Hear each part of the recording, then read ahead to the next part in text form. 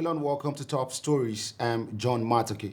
The federal government has said it is still reviewing the implementation of Memorandum of Understanding, which is signed with the Academic Staff Union of Universities. The Minister of Labour Employment, Chris Ngige, stated this in an interview in Abuja.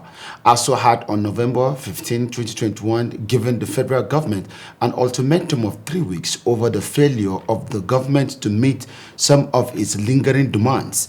The lecturers had also threatened to embark on another round of industrial action following the unfaithfulness and the implementation of the Memorandum of Action. The federal government signed with the union, upon which the year 2020 strike action was suspended. Meanwhile, sources on Friday disclosed that ASUU will decide whether to go on strike or not following the outcome of a zonal meeting scheduled to end on December 15th. Now, Vice President Professor Yemi Oshibanjo has called that politics involved in arms purchase has made it necessary for the country to manufacture its own arms. Oshibanjo, while speaking with the 45th convocation of the Obafemi Awolowo University Ile-Ife on Saturday, also called for smarter means in policing the country through the use of smart drones and surveillance equipment in the face of the rising terrorism and access to illegal weaponry by non-state actors. Speaking as the special guest of honor at the event, Osibanjo also represented the visitor to the university president. Represented the university. The President Muhammadu Buhari said already some Nigerian companies are already manufacturing armor, personnel carriers and exporting them to countries in Africa. Osubanjo, who acknowledged huge challenges confronting the country, said the means to resolve them and the elements to use were available and made references to efforts of young Nigerians that are rising to the occasion. Now, the diplomatic row between Nigeria and the United Arab Emirates got messier on Saturday as Nigerian-based Air Peace airline accused the emirate of lying that it lost its flight slots at the Sharjah International Airport because it stopped operating commercial flights into the airport. Air Peace also said it is unfair that UAE denied the airline 3 weekly flights, while the federal government of Nigeria allowed Dubai-based Emirates Airlines to operate 21 flights per week into Nigeria, Abuja, and Lagos. Emirati Minister of the Economy, Abdullah bin Tauk Al-Mari, had a letter on December 10, 2021 addressed to the Nigerian Minister of Aviation, Hadi Sirika, said it is unreasonable for Air Peace to retain its slots to the airport when it's willingly ceased operations into the airports. The Emirati Minister, who is also the chairman of the General Civil Aviation Authority in the UAE, also described as unjust decision of the Nigerian Civil Aviation Authority to withdraw its approval for Emirates Airline winter schedule, cutting down the carrier's passengers flight to just once a week from 21 weekly.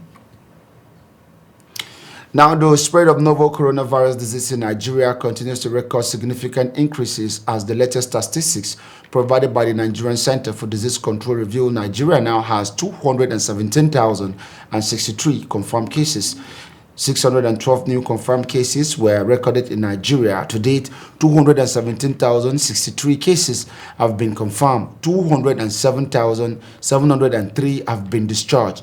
2,981 deaths have been recorded in 36 states and the Federal Capital Territory. Now, the Senate Public Accounts Committee has summoned the management of the Presidential Amnesty Program for allegedly paying 187 million naira to the organized end of this year activities. The money was meant for the supply of stationaries, consultancy services for an end-of-the-year meeting and vocational training.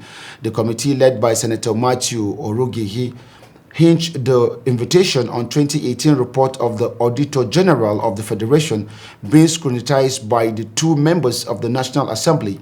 The report indicted the Presidential Amnesty Program for alleged financial mismanagement, and reacting, however, the Presidential Amnesty Program denied the allegation, insisting that reports suggested that the transactions were done within the tenure of the interim administrator, Colonel Milland DQ, where the handwork of persons desperately seeking to discredit him.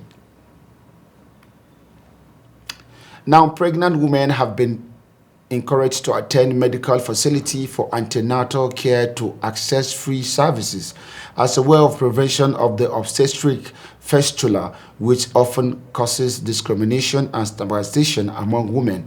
Canadian High Commissioner to Nigeria, Kelvin Tucker, who made the call in Bauchi during an inspection visit to the National Obstetric Fistula Center, Ningi, also identified early and forced child marriage, among others, as one of the contributing factor to the VVF. Hence, the emphasis need for all hands to be on deck in order to reduce it to the barest minimum. Our Bauchi State correspondent, Al Hassan, completes the story. To deal with, it leads to a lot of discrimination, exclusion from society. People feel left out and feel discriminated against based on this condition that really is not their fault at all, right? As the saying goes, prevention is better than cure. So also the need to identify some of the major causes of vesicovaginal fistula, which is more common among young women, contributing to the high mortality rate in Nigeria as put forward by the Canadian High Commissioner. And we know that women, especially younger women, are more likely to experience obstetric fistula when they give birth at a very young age. We know that being young and giving birth before your body is ready to carry a child, to deliver a child, can lead to many complications, including obstetric fistula, but it also leads to high maternal mortality as well, which we know is a huge problem in Bauchi and in Nigeria more broadly. So we want to encourage women to seek to know that the proper ANC antenatal care services are there. They're being offered by primary health clinics in Bauchi State, that those are accessible to them and free services. So please go to your local primary healthcare clinic to access antenatal care services. This partnership with Global Affairs Canada also helps in identifying some other ways of improving the reproductive health care of young girls in Nigeria. The project itself, with funding from Global Affairs Canada, also looks at engaging young girls, enrolling them, ensuring that these girls remain in school, so that these girls at least are able to complete their junior secondary school, and sometimes even their senior secondary school.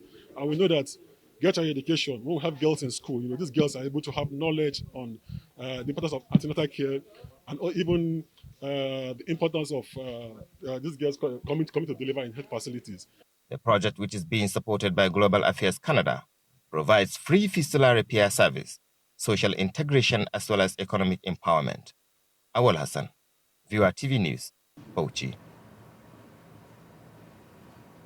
And that's all on Top Stories. Thanks for watching and happy weekend.